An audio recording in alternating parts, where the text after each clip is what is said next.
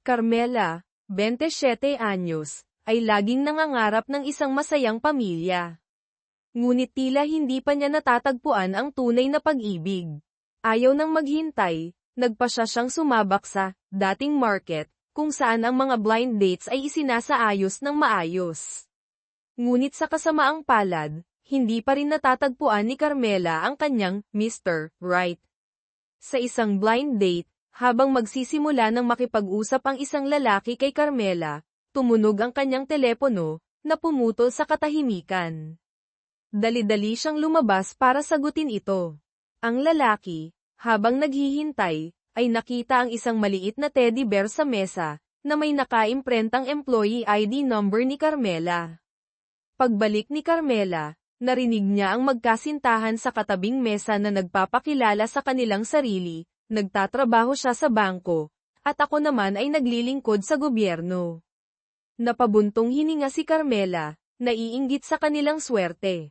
Ang lalaki sa harap niya, marahil ay nakaramdam ng kawalan ng interes ni Carmela, ay magalang na tumanggi na ipagpatuloy ang date. Nadismaya si Carmela at nagpas siyang umuwi ng maaga. Naupo siya ng mag-isa sa Rizal Park, nag-iisip tungkol sa kanyang malabong kinabukasan. Bigla, lumapit ang lalaki mula sa blind date. Carmela, tama ba? Ako si Jericho Hizon, dating kaklase mo. Nagulat si Carmela. Jericho, isang pamilyar na pangalan ang biglang bumalik, na nagpaalala sa kanya ng mga alaala ng kanyang pagkabata. Muling nagkita pagkatapos ng 10 taon, si Jericho ngayon ay isang may edad na lalaki, elegante. Ibinunyag niya na nagtatrabaho siya sa Internal Audit Department ng BDO Bank, isang kakaibang pagkakataon, dahil nagtatrabaho rin doon si Carmela. Para manatiling konektado, nag-alok si Carmela na maging magkaibigan sa pamamagitan ng messaging app. Ngunit isang nakakahiyang sitwasyon ang nangyari. Ang jeepney ni Carmela ay biglang nasira, kaya kinailangan niyang humingi ng tulong kay Jericho para ihatid siya pauwi. Pagdating sa bahay, nag-text si Carmela sa kanyang matalik na kaibigan na si Inday. Sa sandaling iyon, biglang nagpreno si Jericho, dahilan para mahulog ang telepono ni Carmela. Hindi sinasadya, ang voice message ay naka-on, at nagpayo si Inday kay Carmela. Sunggaban mo na ang high school friend mo. Siya na ang life raft mo. Si Inday, ang skimang, na matalik na kaibigan ni Carmela, ay naniniwala na si Jericho ay kabilang sa elite na uri na nakakatugon sa lahat ng pamantayan ni Carmela. Pinaalalahanan niya si Carmela tungkol sa kanyang dating kasintahan, si Dr. Luis, na malapit nang bumalik sa bansa. Pagkatapos makipaghiwalay kay Luis, ipinangako ni Carmela na maghahanap siya ng kasintahang mas gwapo at mas matalino kaysa sa kanya. Ngunit hanggang ngayon, matagumpay nang nakabalik si Luis, habang si Carmela ay walang laman. Hindi tulad ng mga ordinaryong pamilya na nagtutulak sa kanilang mga anak na magpakasal, ang mga magulang ni Carmela ay abala lang sa paglalaro. Kaya kinailangan pa ni Carmela na utusan ang kanyang mga magulang na hanapan siya ng kasintahan. Naalala ng kanyang ina ang apo ng kanyang guro sa Tagalog, nakara-rating lang mula sa ibang bansa. Nabalitaan niya na napakagwapo nito, at ang kanyang karakter at kakayahan ay napakahusay. Ipinadala niya kay Carmela ang impormasyon sa pakikipag-ugnayan nito. At muli, isang kamanghamanghang pagkakataon ang nangyari. Ang apo ng guro sa Tagalog ay si Jericho Hizon. Isang araw na malakas ang ulan, nagmadaling pumunta si Carmela sa trabaho. Hindi man lang napansin na tinulungan siya ni Jericho na buksan ang pinto ng sasakyan. Sa BDO Bank, si Carmela ay nagtatrabaho bilang front desk officer sa ika-17 palapag. Samantala, si Jericho ay dumadalo sa isang shareholders meeting. Kinwestiyon niya si Vice President Reyes tungkol sa dahilan ng 25 million peso na non-performing loans sa nakaraang quarter. Ipinaliwanag ni Mr. Reyes na ang mga negosyong umuutang ay palaging may panganib, at hindi niya mahuhulaan na sila ay malulugi na haantong sa non-performing loans. Hindi sumang-ayon si Jericho, Sinabi niyang nagkulang si Mr. Reyes sa profesionalismo nang suriin niya ang mga nanghiram. Naimbestigahan niya na karamihan sa listahan ng non-performing loans ay mga kaibigan o malayong kamag-anak ni Mr. Reyes. Pinaalalahanan ni Jericho si Mr. Reyes na ang mga nagtatrabaho sa bangko ay dapat gumamit ng malaking halaga ng pera para tulungan ang iba, at hindi para sa kanilang sariling pakinabang. Para kay Carmela, hindi pa siya natatanggap bilang regular na empleyado. Dahil sa kakulangan ng tauhan sa Development Department, si Carmela ay inilipat doon. Kinausap ng pribado ang department head, nagtaka si Carmela kung bakit hindi siya ginawang regular. Sa loob ng 3 taon sa BDO, nakapasa siya sa 3 sertipikasyon, mataas ang kanyang customer satisfaction rating, hindi siya kailanman nahuli, at palagi pa siyang nasa top 3 sa bawat performance review.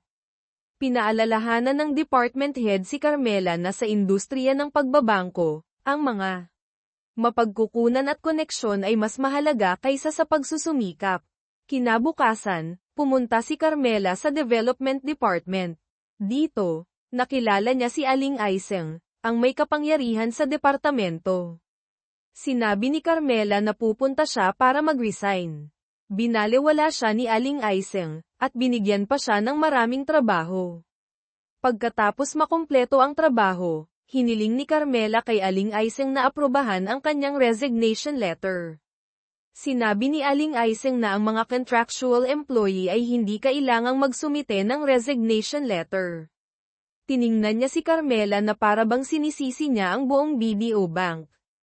Itinuro ni Aling Aiseng na nakagawa si Carmela ng 215 pahina ng mga pagkakamali sa loan receipts, at mali ang isa sa 9 na interest rate tables. Maaaring masipag ka, ngunit mas nagsusumikap ang maraming tao kaysa sa iyo. Nagpasya si Carmela na manatili at itama ang mga pagkakamali. Sa pre-wedding party ni Bong, dumating si Jericho para batiin ang kanyang kaklase. Nagkataon, si Bong din ay kaklase ni Luis. Magandang dumating si Carmela sa party. Sorpresang binigyan siya ni Luis ng bulaklak. Naalala ni Carmela ang 1 taon na nakalipas, ipinangako ni Luis na magpo-propose siya sa kanyang kaarawan. Ngunit sa huli, nagpasya siyang manatili sa ibang bansa, na iniwan siyang napahiya sa harap ng kanyang mga kaibigan. Alam ni Luis na 1 taon na ang nakalipas, umaasa si Carmela na pakasalan siya. Inamin niya na umiwas siya dahil naisip niya na ang pag-aasawa at pagkakaroon ng mga anak ay hindi pa ang pinakamagandang opsyon. Sa 1 taon na magkalayo, napagtanto ni Luis na ang pag-ibig ay hindi maaaring sukatin ng halaga. Sa harap ng kanyang mga kaklase, humingi siya ng paumanhin kay Carmela, "Patawarin mo ako." Naniniwala si Carmela na nang magpasya si Luis na iwan siya, wala na siya sa puso nito. Iginiit ni Carmela na hindi na siya babalik kay Luis. Alam ni Jericho na dumating na ang kanyang pagkakataon. Kumuha siya ng 1 rosas at ibinigay kay Carmela.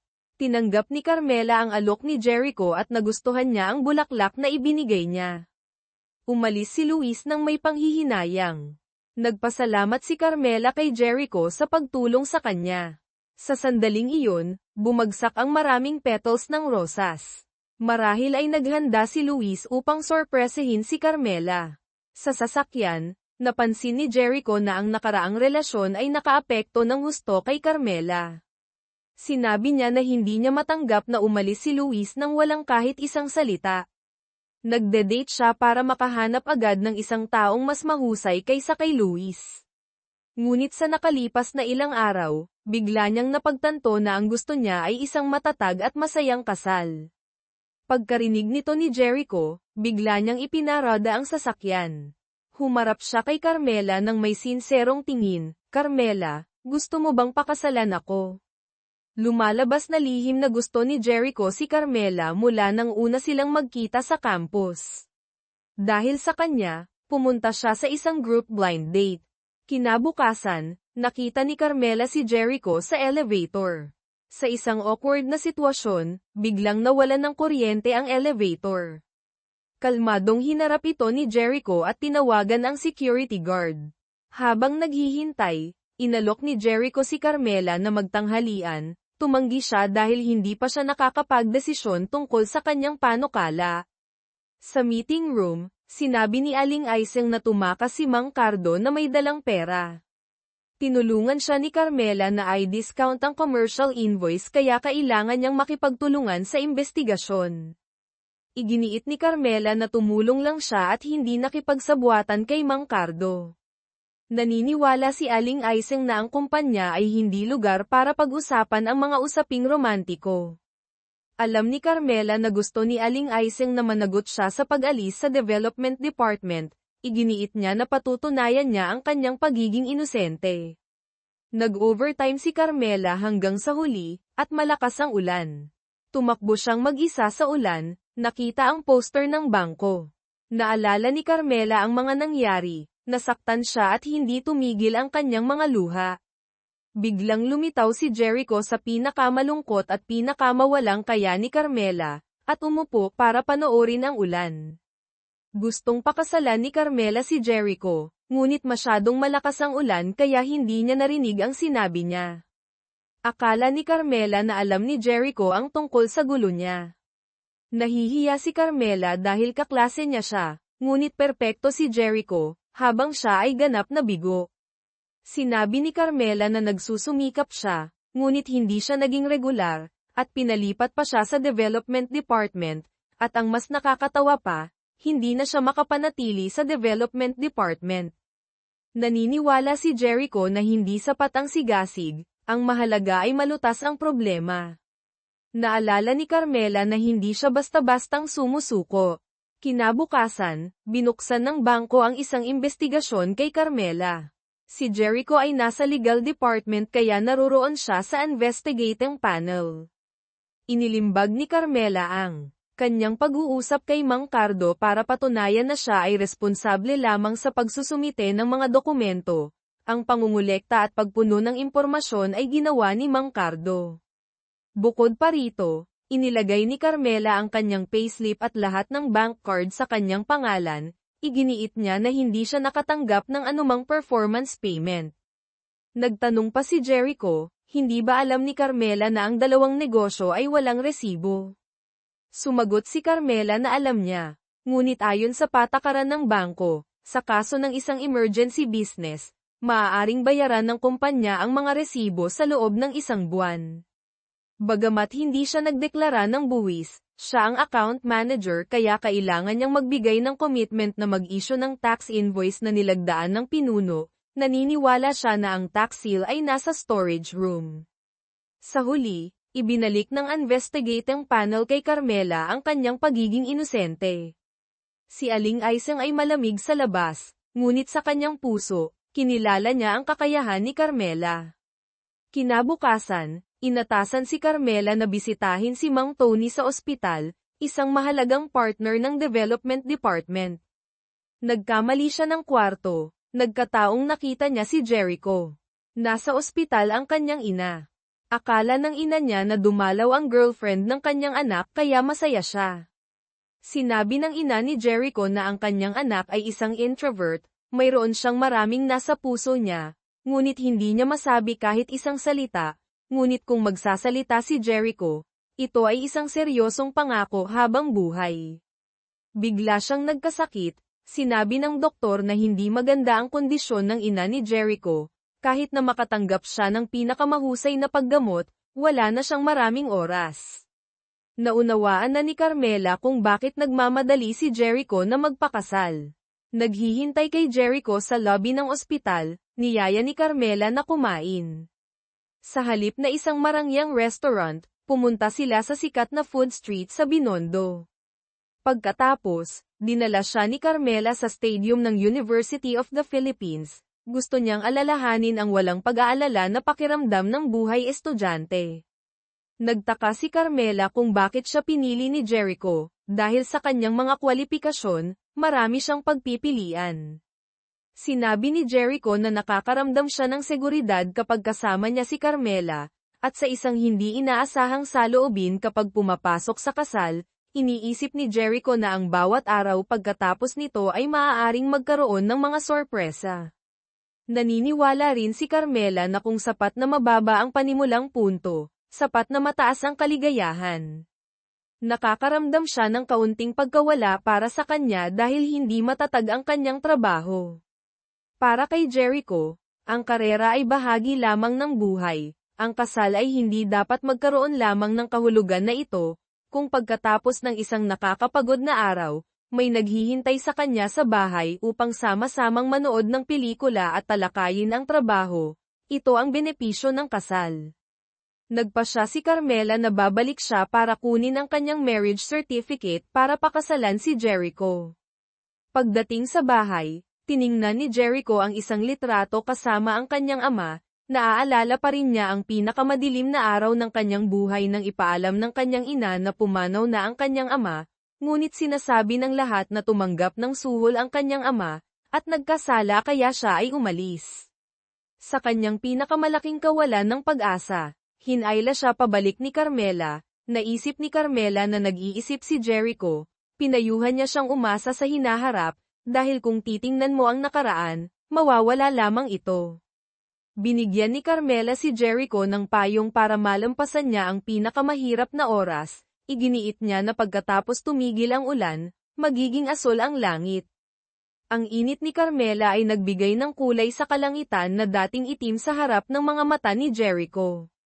Nang marinig na malapit ng ikasal ang kanyang anak, pinayuhan ng ina ni Carmela na dapat siyang mag-isip ng mabuti dahil iba ang kasal sa pakikipag-date. Sinabi ni Carmela na si Jericho ang apo ng kanyang guro sa Tagalog na pinuri ng kanyang ina. Sinabi ni Jericho na siya at si Carmela ay mga kaklase sa high school, na magkakilala sa loob ng halos 10 taon kaya alam nila ang bawat isa.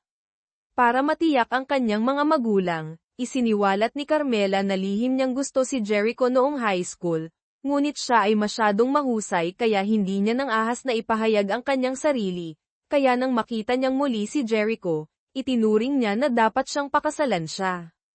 Pumayag ang mga magulang ni Carmela na ibigay ang kanyang marriage certificate sa kanyang anak. Kinabukasan, dinala ni Jericho si Carmela sa opisina ng pagpaparehistro ng kasal. Gayunpaman, nakalimutan nilang kumuha ng litrato.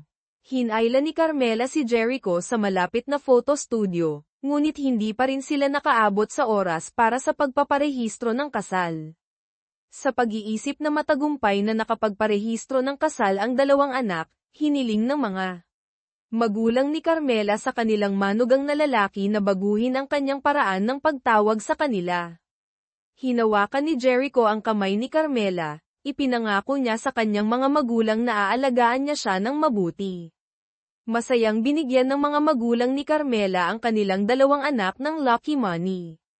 Nagpasalamat si Carmela dahil hindi ibinunyag ni Jericho na hindi pa sila kasal para mapanatag ang kanyang mga magulang. Sinabi ni Carmela na sabik siya sa buhay pagkatapos ng kasal, ngunit napakabilis ng pagbabago sa kanyang relasyon kay Jericho kaya hindi pa siya nakapag-adjust.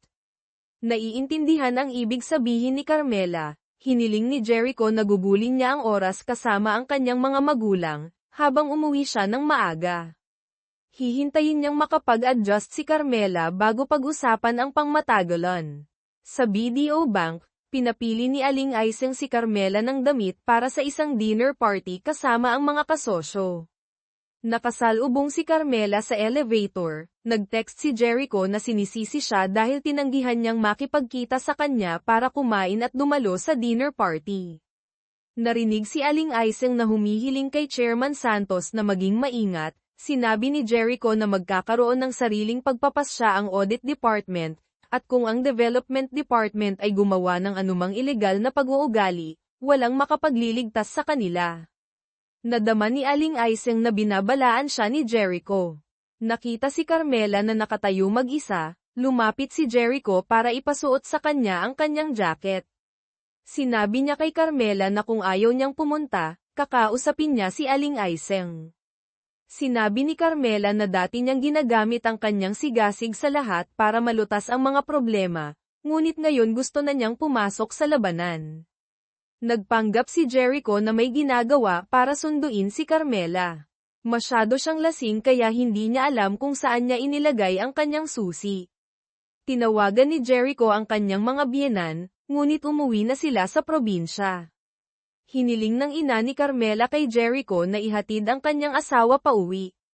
Kinailangan ni Jericho na ihatid si Carmela pauwi, hindi niya sinasadyang idiniin siya sa dingding. Sinabi ni Jericho na ito ang ating tahanan. Pinuri ni Carmela ang mint na amoy na nagmumula sa katawan ni Jericho na nagpagan sa kanya. Inalalayan ni Jericho si Carmela na umupo sa sofa, sinisisi niya si Aling Aiseng sa pagpapainom ng labis sa kanyang asawa.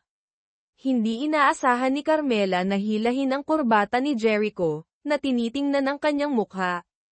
Inihayag ni Carmela na si Jericho ang perpektong modelo ng kanyang ideal na lalaki, mula sa kanyang mga mata, ilong, hanggang sa kanyang magagandang labi. Kung hindi lang gwapo si Jericho, hindi siya papayag na magpakasal.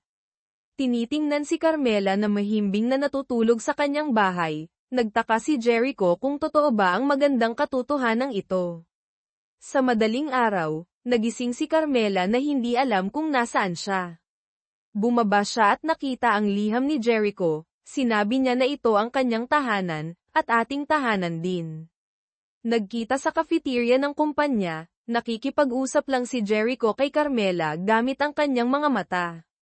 Nagtataka ang mga kasamahan kung saan nagmula ang mga gasgas sa leeg ni Jericho. Sinabi niya na ang kanyang kuting sa bahay ay naglalaro at kinamot siya. Pagkatapos ng trabaho, dinala ni Jericho si Carmela para bumili ng mga kagamitan, at sa wakas ay naghintay ang bahay ni Jericho para sa init ni Carmela.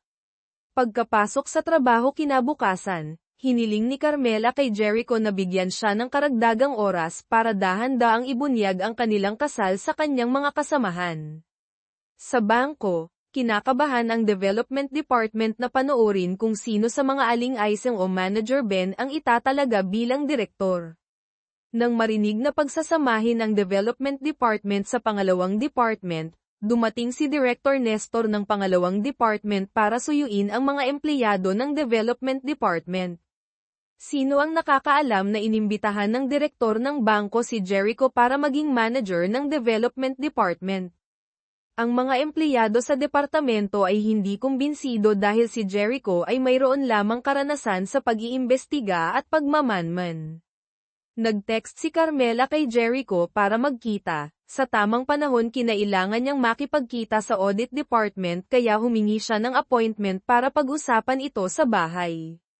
Pagkatapos ng trabaho, gustong sunduin ni Jericho si Carmela, ngunit sinabi niya na uuwi siya sa bahay ng kanyang mga magulang para kumain. Hinihinalang galit si Carmela sa kanya, nagmadaling pumunta si Jericho sa bahay ng kanyang mga biyenan para ipakita ang kanyang talento sa pagluluto para suyuin ang kanyang asawa. Sa panahon ng pagkain, ayaw kumain si Carmela ng isda dahil ayaw niyang magtanggal ng tinik. Maingat na tinanggal ni Jericho ang tinik para sa kanyang asawa, ngunit tinanggihan siya ni Carmela. Tinanong ng kanyang mga magulang, naghanda si Jericho na sabihin ang katotohanan, mabilis siyang. Pinigilan ni Carmela, kinuha niya ang dahilan na naghahanap ng agaran ang kanyang kapitbahay na si Mang Luis sa kanyang mga magulang para mauna silang umalis. Alam ng kanyang ama ang ibig sabihin at hinayla ang kanyang asawa sa labas para makinig. Sinisisi ni Carmela si Jericho sa pagiging boss niya bigla nang hindi sinasabi ang isang salita. Pinaalalahanan niya siya na ipinagbabawal ng BDO Bank ang pakikipag-date sa parehong departamento. Kung matuklasan ang relasyon ni Jericho at ni Carmela, mayroong isang aalis. Gusto ni Carmela na makipaghiwalay bago lumalim ang relasyon, ayaw niyang mamuhay sa takot araw-araw. Sinabi ni Jericho na inimbitahan siya ng direktor ng bangko, ngunit hindi pa siya sumasang-ayon.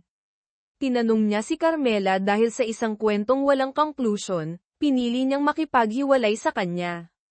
Sa tamang sandali hindi sinasadyang nabulunan si Carmela ng tinik ng isda, nag-alala si Jericho at dinala siya sa ospital. Tapos na, gustong magpaliwanag si Jericho kay Carmela. Sinabi niya na gustong kunin siya ng direktor ng bangko para pamahalaan ang Department 1 ay may dahilan.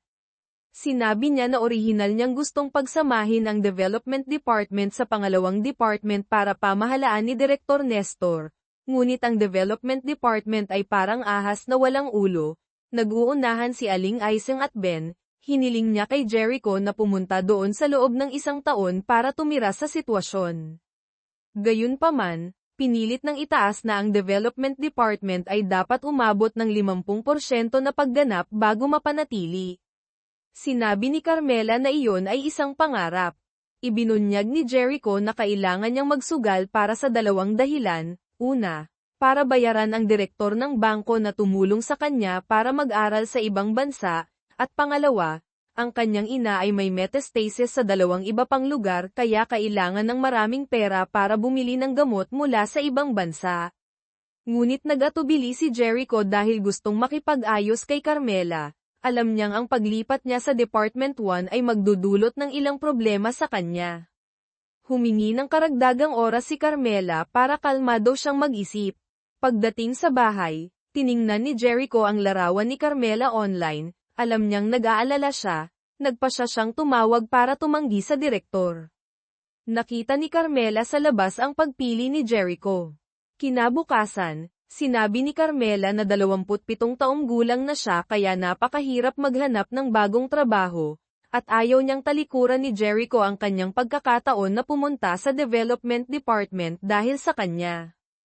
Kaya, gustong makipag-ayos kay Jericho, magtatakda sila ng mga layunin sa trabaho. Kung malantad ang relasyon at isa sa kanila ay kailangang umalis sa trabaho, ang hindi nakakumpleto ng layunin ay kailangang umalis. Pagkatapos ng 1 taon kung maayos ang lahat, formal silang magpapakasal.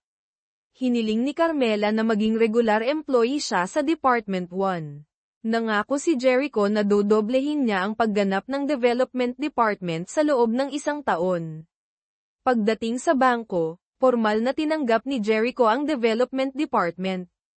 Isinuot ni Carmela ang kanyang bagong card ng posisyon, natuklasan na kinuha niya ang mga bagay ni Jericho.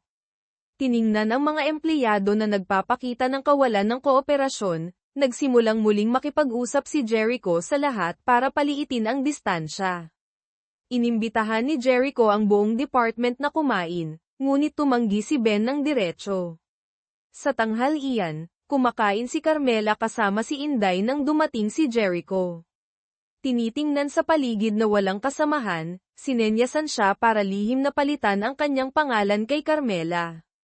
Nagpatawag si Jericho nang bigla ang meeting. Gayunpaman, sinadya ni Ben na huli na siya dumating. Naghintay na naroon na ang buong department, inanunsyo ni Jericho na nagwakas ang meeting. Sinabi niya na gagawa siya ng grupo sa Viber para ipaalam ang trabaho. Sino mang lumabag ay parurusahan ayon sa mga regulasyon sa industriya.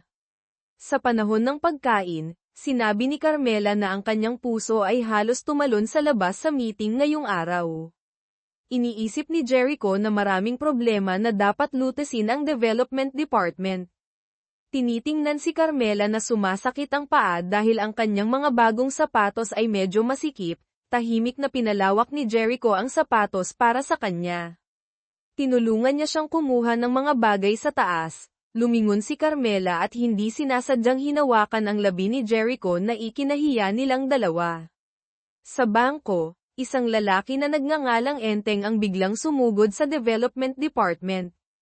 Mabilis na pinakalma siya ni Carmela at tinanong siya.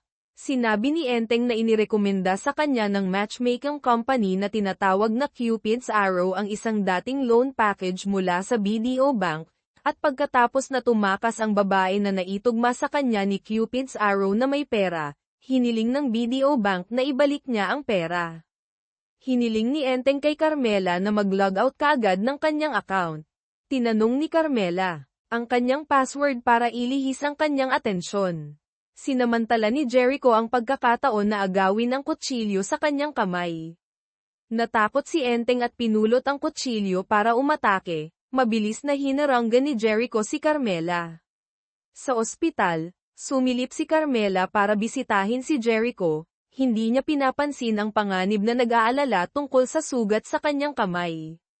Sinisisi ni Jericho si Carmela sa kanyang lakas ng loob na tumayo at makipag-usap kay Enteng. Hindi inaasahang pumasok si Aling Aiseng, nagpanggap si Jericho na siya lang ang nasa kwarto ng ospital. Nakita si Aling Aiseng na naghahanda na tumawag sa kanya, mabilis na pinatay ni Carmela ang bell, sa huli si Carmela ay nakatakas sa loob ng 1 segundo. Kinausap ng pribado si Ben, hiniling ni Jericho na imbestigahan niya ng malinaw ang dating loan. Sinabi ni Ben na wala siyang maraming oras para mag-imbestiga ng mga kaso. Pinaalalahanan ni Jericho si Ben na siya ang namamahala sa consumer loan, kung hindi niya ito nililinaw, ang nakaupo na nakikipag-usap sa kanya ay ang punong tanggapan. Nagmamadali si Ben at Aling Aiseng sa matchmaking company para mag-imbestiga. Kinilala ng mga empleyado dito si Carmela bilang isang pamilyar na customer. Naririnig ang isyu ng pera, pinayuhan ng mga empleyado ang consumer loan mula sa BDO Bank.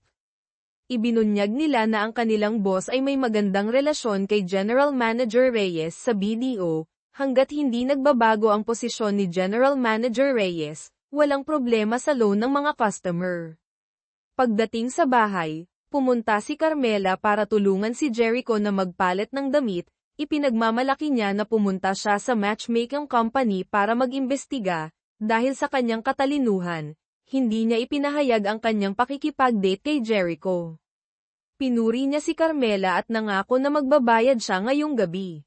Nag-isip-isip si Carmela kaya nagdahilan siyang makikipagkita kay Inday para takasan ang titig ni Jericho.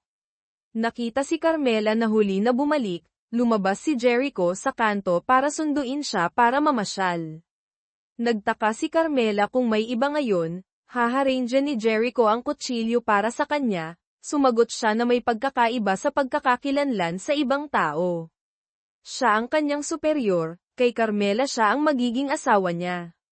Narito si Mang Tomas, ang boss ng direktor ng bangko, pumunta siya sa development department para magdala ng mga dokumento kay Jericho. Lumalabas na kilala ni Mang Tomas si Carmela.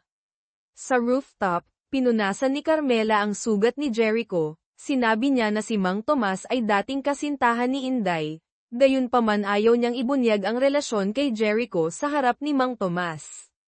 Sa harap ng Goldilocks Bake Shop, muling nakita ni Inday si Mang Tomas. Ito ay lumalabas na humiwalay sila dati dahil kailangan ni Mang Tomas na umuwi sa probinsya ayon sa kagustuhan ng kanyang mga magulang. Humingi siya ng tawad kay Inday, sinabi niya na nag-apply siya para magtrabaho sa BDO Bank para hindi siya lumayo sa kanya. Sinabi ni Inday na dati siyang naghintay para bumalik si Mang Tomas, ngunit ngayon, siya na lamang ang kanyang lumang aklat. Pagdating sa bahay, masaya si Carmela na makakain ng masarap na pagkain na niluto ng kanyang amo. Sa tamang sandali tumawag si Enteng para magpasalamat kay Carmela, pinayuhan niya si Enteng na makipag-ayos sa matchmaking company bago sila malugi. Humingi ng paumanhin si Enteng dahil masyado siyang nabahala kaya nasaktan niya si Jericho. Kinabukasan, sa pulong, sinabi ni Jericho na sinisiyasat at nilutes ng bangko ang kaso ng dating pautang, at pinuri niya si Aling Aiseng para sa kanyang aktibong pagsisiyasat. Kasabay nito, pinuna ni Jericho si Ben, na siyang nang-asiwa sa dating pautang. Kinwestiyon ni Ben si Jericho tungkol sa paghimok sa kanya na mag-imbestiga at pagkatapos ay punahin siya sa harap ng lahat. Naniniwala si Jericho na kahit na si General Manager Reyes ang unang nag-aproba ng dating pautang, si Ben naman ang kumatawan dito. Akala ni Ben na nadamay siya ngunit masigasig na nagsikap na ayusin ang maliliit na pagkakamali, at nahulaan niya na gusto siyang ilagay ni Jericho sa kanyang lugar upang magpakitang gilas sa Development Department. Dinalaw ni Carmela ang kanyang biyenan sa ospital. Pinayuhan siya nito na kung mayroon siyang mga hinaing, sabihin niya ng diretso kay Jericho, na ang kanyang anak ay isang tao na may libu-libong pag-iisip sa kanyang ulo, ngunit hindi siya handang magsalita.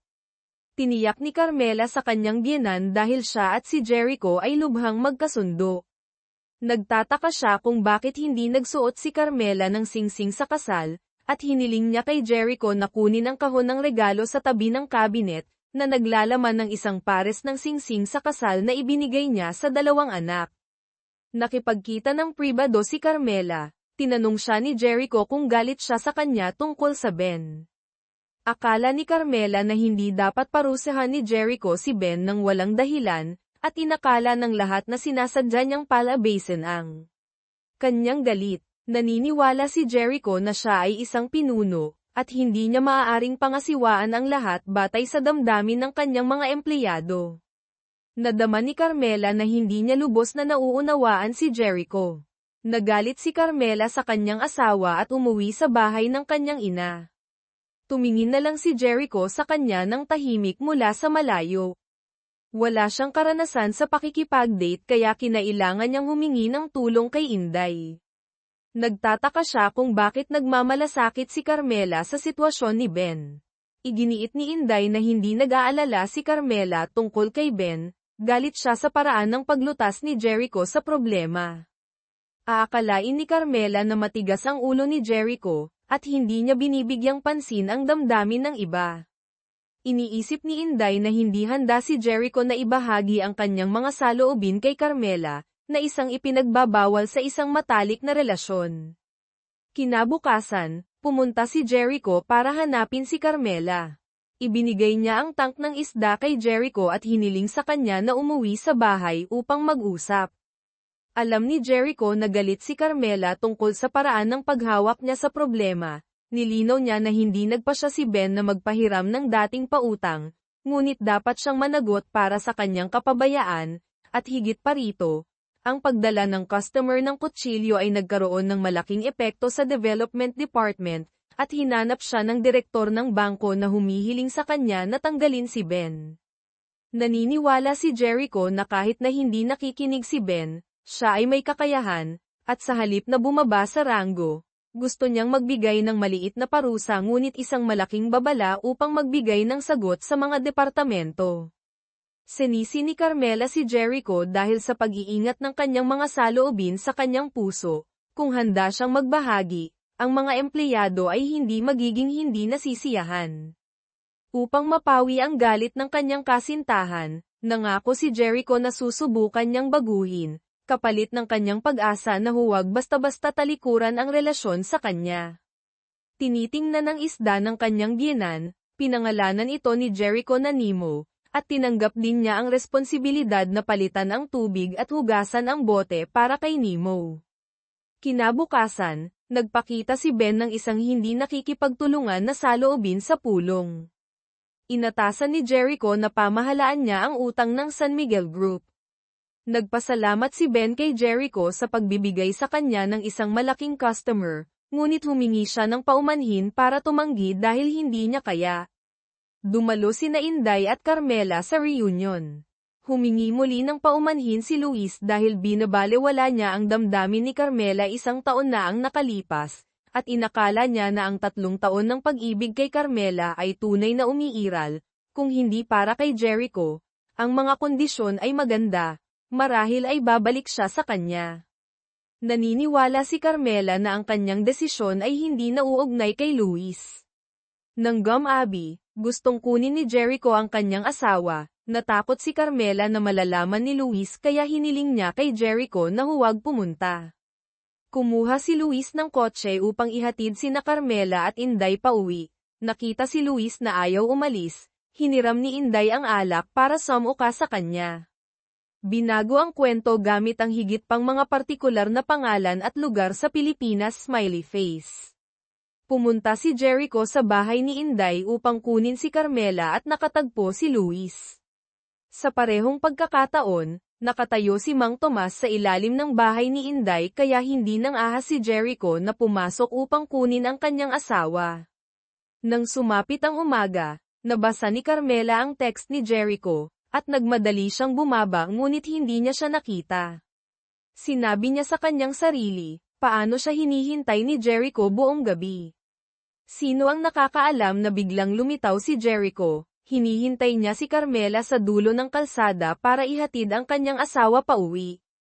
Sa kotse, gustong pakinggan ni Jericho si Carmela na magsalita tungkol sa bawat isa sa development department. Alam ni Jericho na ang development department ay hindi katulad ng internal audit department. Ang trabaho dito ay nangangailangan ng pagkakaisa ng grupo. Gusto niyang maunawaan ang personalidad at kakayahan ng bawat isa kay Carmela. Sa tingin ni Carmela, nagtrabaho ng mapagpasyahan si Aling Aiseng, na nagdala ng pakiramdam ng seguridad sa mga customer. Hanggat siya ay isang bagay na gusto niyang gawin, tiyak na magtatagumpay siya. Lalo na, sa ngayon, walang masamang utang si Aling Aiseng. Salungat si Ben kay Aling Aiseng, napakagiliw sa mga customer, kaya naman gusto ni Ben na magbigay kasiyahan sa maraming malalaking customer sa bangko. Binati ng buong department si Aling Aiseng sa pagbawi ng masamang utang, maliban kay Ben na bumantong hininga dahil mayroon pa siyang natitirang masamang utang na 30 na milyong piso. Lumabas si Jericho at hiniling kina Aling Aiseng at Ben na pumunta kasama niya para gumawa ng customer. Hinamak ni Ben si Jericho dahil madumi siya, hiniling niya ang appointment sa isang kasosyo sa isang simpleng restaurant. Gusto niyang makita kung paano makikipag-usap sa negosyo ang isang taong mula sa labas ng industriya tulad ni Jericho.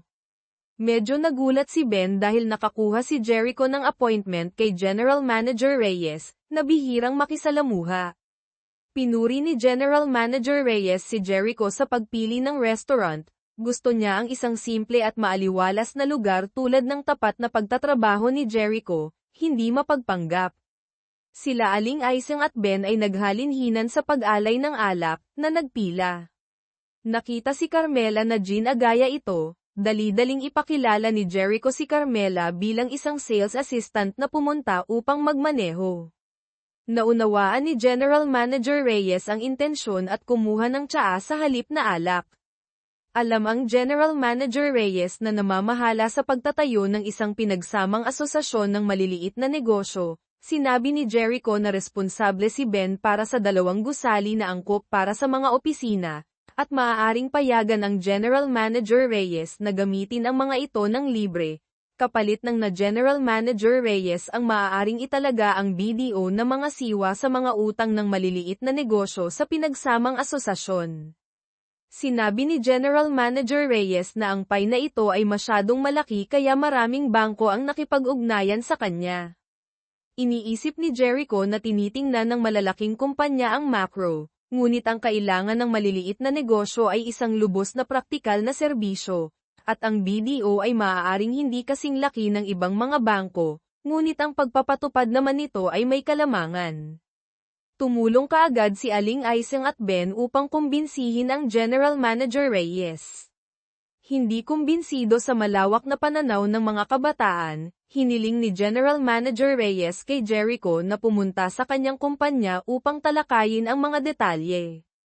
Nag-aalala si Carmela dahil lasing si Jericho. Habang lumalabas ang lahat, lumapit si Carmela para magtanong tungkol sa kanya. Hindi inaasahang hinawakan ni Jericho ang kamay ni Carmela, sinabi niya na ayos lang siya para maging panatag siya. Hinatid ang General Manager Reyes. Nagtaka si Carmela kung bakit hawak ni Jericho ang kanyang kamay.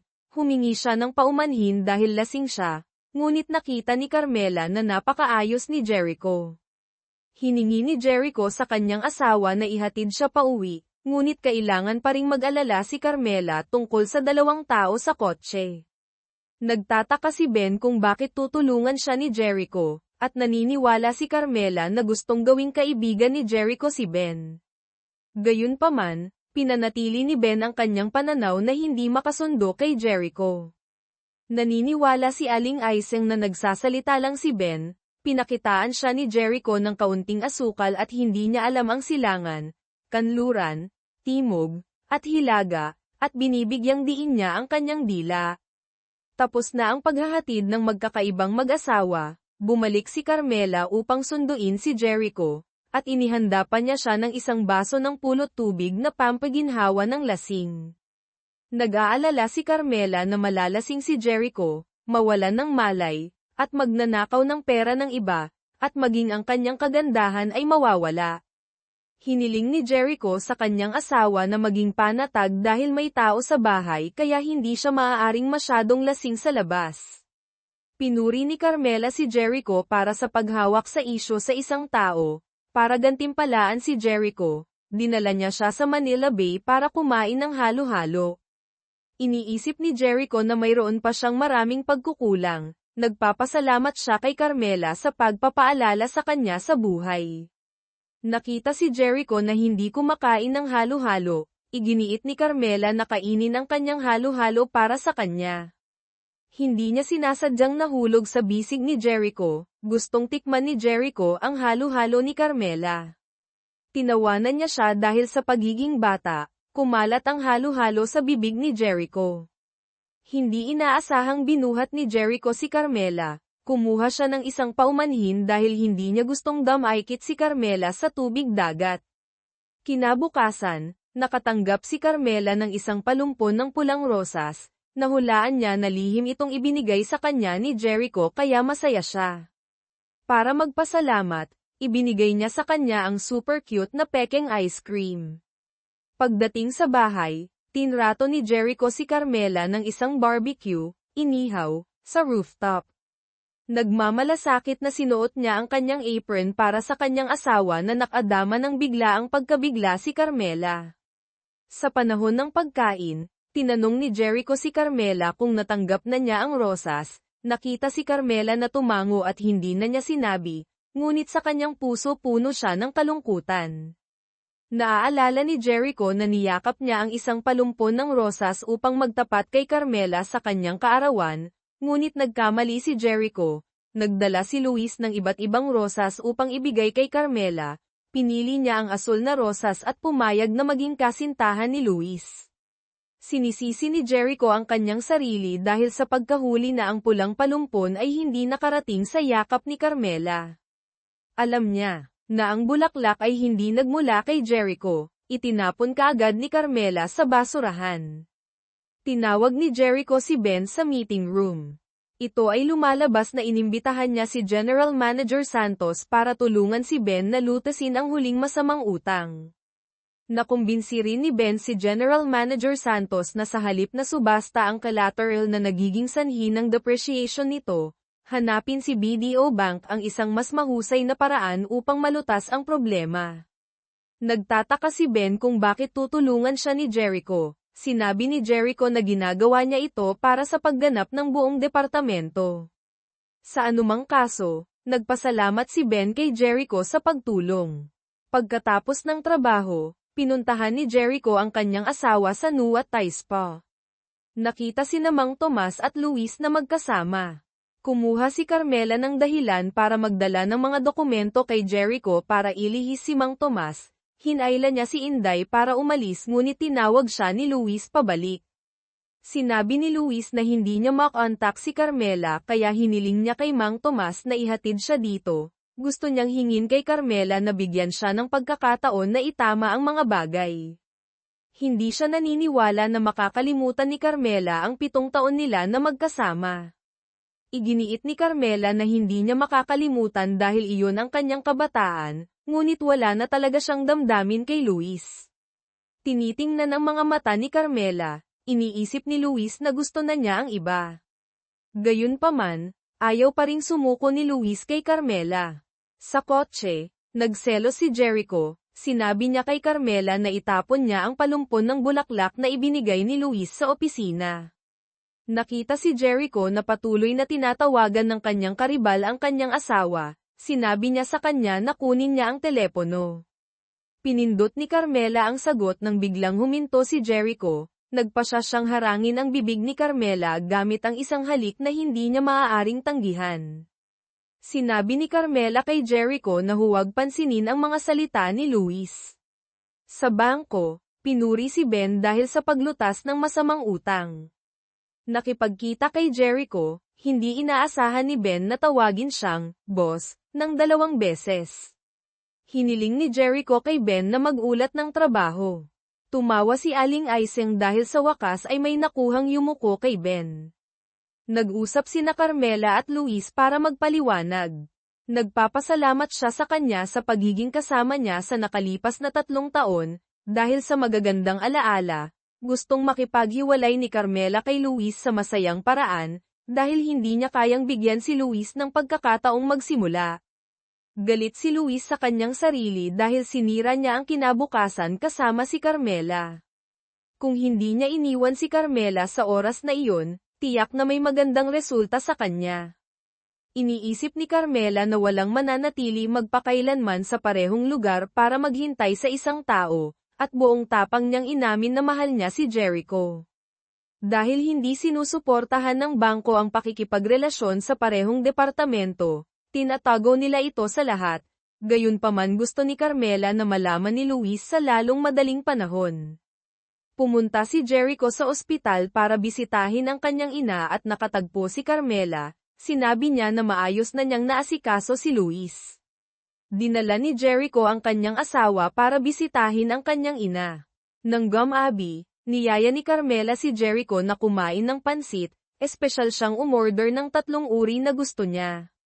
Nagtataka si Jericho kung bakit alam ni Carmela ang kanyang mga paborito. Ibinunyag ni Carmela na si Jericho ay isang Diyos ng lalaki sa paaralan ng mga babae, at nabanggit siya sa lahat ng dako.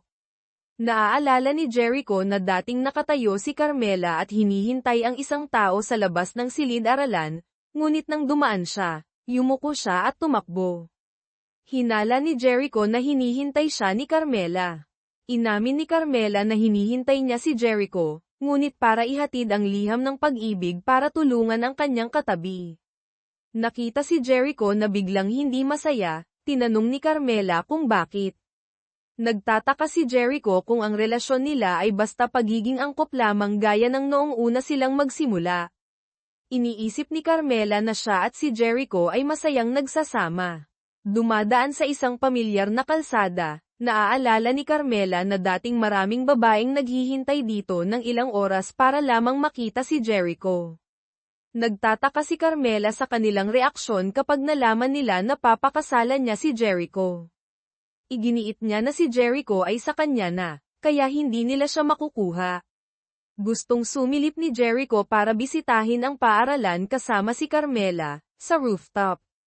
Naaalala ni Carmela na dating pinipigilan niya dahil akala niya natatalon si Jericho. Sinabi niya na ang mga salitang sinabi ni Carmela noong araw na iyon ay nagdagdag sa kanya ng maraming motibasyon upang malampasan ang pinakamahirap na panahon. Pagdating sa bahay, natutunan ni Jericho sa kanyang sarili, kung aaminin ko na lihim kong mahal si Carmela sa loob ng 10 taon, madarama kaya niya ang pressure. Sa halip na alalahanin ang nakaraan, nagpasya siyang lumikha ng mga bagong alaala kasama si Carmela.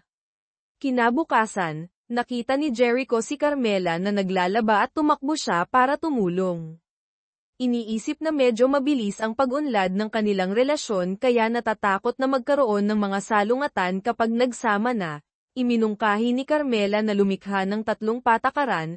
Una, hindi dadalhin ng dalawa ang negatibong damdamin sa trabaho sa bahay. Pangalawa, dapat silang magkasundo sa pamamahala ng pananalapi.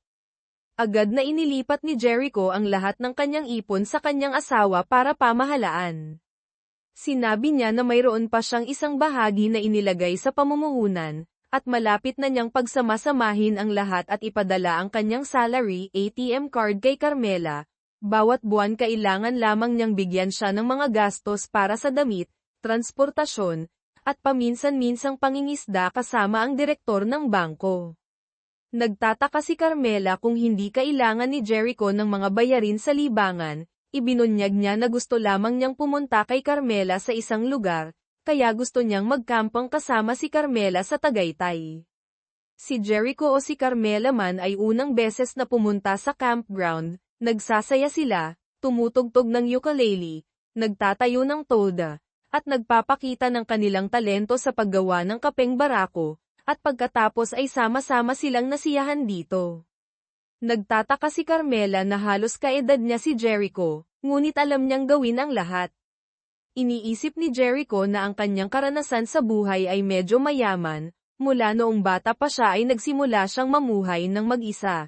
Noong unang taon sa kolehiyo, sinamantala niya ang oras pagkatapos ng klase upang mag-intern sa mga kumpanya ng stock, mga investment bank.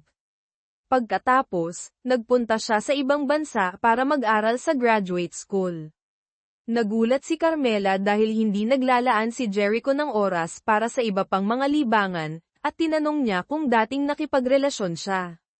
Ibinunyag ni Jericho na hindi pa siya umibig, ngunit may nagustuhan siya. Nang handa na siyang umamin, nagkaroon na siya ng kasintahan. Ikinalungkot ito ni Carmela dahil napalampas niya ang isang mahusay na tao tulad ni Jericho. Sinabi ni Jericho na isa lamang siyang ordinaryong tao, dahil namatay ang kanyang ama noong bata pa siya, at nagkasakit ang kanyang ina kaya kinailangan niyang magsikap. Naniniwala si Carmela na nakamit na ni Jericho ang kasalukuyang posisyon sa murang edad, iyon ay ang bunga ng kanyang pagyapak sa kanyang sariling pawis upang umakyat. Siya ay katulad ng maraming tao na nakakita lamang sa labas ng gininto ang kinang at hindi nakikita ang kanyang hirap. Sinisisi ni Carmela si Jericho dahil nalasing siya pagkatapos uminom ng ilang botelya ng San Miguel, natuklasan niya na nagdala lamang siya ng isang mosquito net, pinili ni Carmela na matulog sa kanyang jacket. Nagising si Jericho at tinakpan ng kumot si Carmela. Hindi inaasahang tumalikod si Carmela at nakipag-ugnayan sa mga mata ni Jericho, nagmasid siya at humalik sa kanya ng isang halik sa gabi. Gusto ni Jericho na ingatan si Carmela sa araw na ito sa memorya. Nang magising si Carmela sa madaling araw, nakita na niya ang mukha ni Jericho, at hindi niya sinasadyang naisip ang isang matamis na halik at nakikipagkiliti kay Jericho. Nagising siya at nakita si Carmela na nadama niya na ikinalulungkot niya ang nakaraang gabi, napahiya si Carmela na gusto niyang umuwi para kumain ng adobo.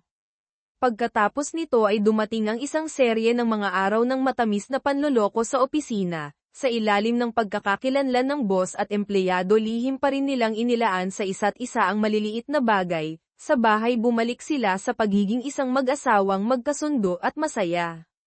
Sa bangko, narinig ni Carmela si Aling Aiseng na binabanggit na ngayon ang kaarawan ni Jericho. Hindi sinasadya ni Carmela na magtapon ng mainit na tubig sa kanyang kamay, nag-alala si Jericho at tinawag siya sa kanyang opisina. Marahang nagpahid siya ng eucalyptus oil para kay Carmela, sinisisi niya ang kanyang sarili dahil hindi siya naging isang mahusay na asawa at hindi pa alam ang kaarawan ni Jericho. Ibinunyag niya na gusto niyang gumawa ng leche flan kasama si Carmela. Pagkatapos ng trabaho, dinala ni Jericho si Carmela sa palengke supermarket para bumili ng mga bagay para sa paggawa ng cake. Tumawag si Ben para pumunta sa bahay para ipagdiwang ang kaarawan kasama si Jericho. Nagkataon na sila ay nasa supermarket na malapit sa kanyang bahay. Naawa si Ben dahil akala niya nag-iisa lang si Jericho na ipagdiwang ang kanyang kaarawan. Nagpasya siyang gumawa ng sinigang para kay Jericho kasama ang lahat. Mabilis na senadoryasan ni Jericho si Carmela para maunawaan ang sitwasyon. Nag-text siya at hiniling kay Jericho na panatilihing abala ang mga ito ng ilang sandali upang linisin niya ang eksena sa bahay. Kailangan nilang punan ang dalawang sasakyan ng pagkain at ipakilala ang daan pauwi, at itinatampok din ang pader na itinayo ng kapitbahayan, sinusubukang pahabain ang oras. Ngunit may limitasyon sa mga kalsada at ladrilyo, at sa huli ay bumalik sa bahay. Narinig ni Carmela na bumukas ang pinto at tumakbo papunta sa silid. Pumunta si Ben sa banyo at natuklasan ang buhok ng isang batang babae sa lababo. Lumabas siya at tiniyak na may kasintahan ang kanyang amo, at tinina pa niya ang kanyang buhok tulad ni Carmela. Mabilis na inimbitahan ni Jericho ang lahat sa rooftop para magluto ng sinigang para makakuha ng sariwang hangin, at humingi siya ng paumanhin para magpalit ng damit para makita si Carmela. Nagtago siya sa aparador, sa huli ay matagumpay na lumabas si Carmela sa pinto at pinindot ang doorbell para pumasok sa bahay ni Jericho. Sa rooftop, hiniling ni Jericho kay Carmela na tulungan siyang pagulungin ang kanyang manggas, na nakikita ang mga mata ng kanilang dalawa, nahulaan na ni Aling Aiseng ang katotohanan. Binati ng lahat si Jericho sa kanyang kaarawan.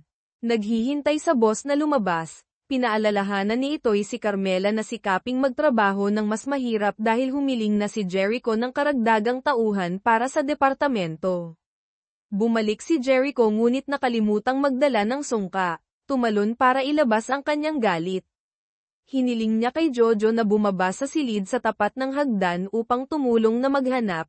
Hindi niya napansin na kinuha niya ang kahon ng regalo ni Jericho ng mali. Sinabi niya na ito ang manika ni Maria Clara na hindi niya maibigay sa kanyang lihim na crush. Nadismaya si Carmela nang malaman na may malaking damdamin si Jericho para sa isang lumipas na one-sided love, at nagalit siya at nag-text na pupunta siya sa bahay ni Inday. Nakipagkita sa kanyang matalik na kaibigan, sinisisi ni Carmela si Jericho dahil sa pag-iingat ng lumang regalo. Hindi siya makikitid ang isip dahil dating nakipagrelasyon siya. Ngunit ang nasa puso ay iba sa isang dating kasintahan. Ang nasa puso ni Jericho ay isang ideya na humihingi at hindi nakukuha. Nakita si Inday na abala sa pagtingin sa telepono. Hinala ni Carmela na gumawa na ng paraan ang kanyang matalik na kaibigan kay Mang Tomas. Nagbigay-pugay si Mang Tomas sa pag-aayos ng electric fan para kay Inday. Hindi niya sinasadyang ipakita ang kanyang abs sa harap ng dating kasintahan.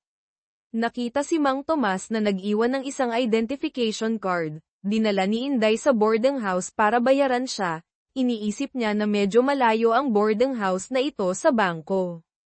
Sinabi ni Mang Tomas na pansamantala lamang siyang nagtatrabaho bilang driver para sa direktor. Nag-aaral siya para sa pampublikong pagsusulit para mag-apply sa pulisya.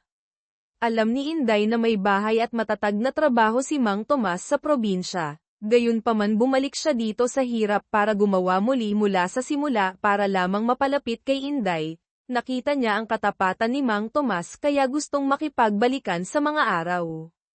Pagdating sa bahay, nagtataka si Carmela sa kanyang sarili na naranasan niya ang maraming bagay kay Jericho. May pagmamahal pa ba siya sa dating figura, ngunit hindi niya alam na ang babaeng iyon mismo siya.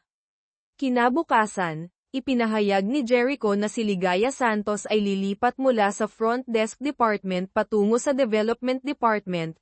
Narinig siya na tinawag si Jericho na dating senior, nagbago ang ekspresyon ni Carmela. Narinig ni Ben ang talakayan ng lahat tungkol sa relasyon sa pagitan ni Ligaya at ni Jericho. Sinabi niya na ang ama ni Ligaya ay ang pangkalahatang direktor ng isang malaking nakalistang kumpanya, ang malaking customer sa BDO. Tinitingnan ng estilo ng buhok ni Ligaya, biglang nakita ni Carmela na ito ay katulad ng manika ni Maria Clara ni Jericho. Sa kanyang unang araw ng trabaho, niyaya ni Ligaya ang buong department na kumain, toast sa pag-asang pagsamasamahin ang department. Lalo pang nagselo si Carmela nang makita si Ligaya na kumukuha ng sisig para kay Jericho. Tinitingnan si Carmela na hindi maganda ang ekspresyon. Akala ni Ben na nalulungkot siya tungkol sa mga romantikong bagay. Tinanong niya ang kanyang mga ginustong lalaki kay Carmela upang maginhawang ipakilala sa kanya ang ilang tao.